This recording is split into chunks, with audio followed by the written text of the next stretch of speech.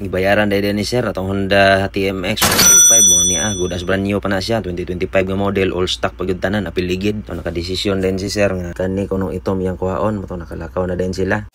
Tayo bayar karon ikaduha ato Honda Click version 3 nagpaabot yun taon nilang boss kaya bisi-bisi taganiha kaya panaog tag motor nya giuwan-uwan sad karon nakabalik ta sa beside siya yan itong gibayaran Honda Click nya nasa tayo bayar dire. Welcome to my vlog.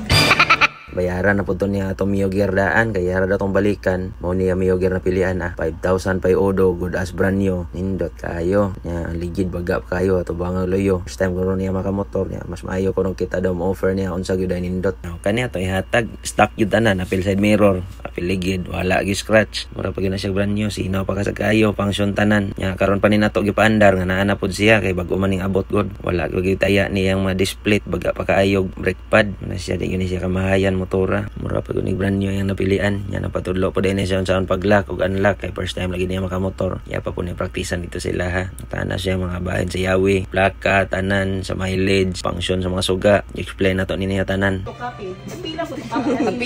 Mangitang motor diha. Visit lang itong 2 ka page. Ang NF Motorcycle Sibog. NF Motorcycle Talisay. Salamat. Lagi ka mo. Lagi kay ka mo. Nga din ibalik mo gyapon mura po na yawi ha makaw. Bye. Ma'am sir, Bye. salamat. Bye. So nice.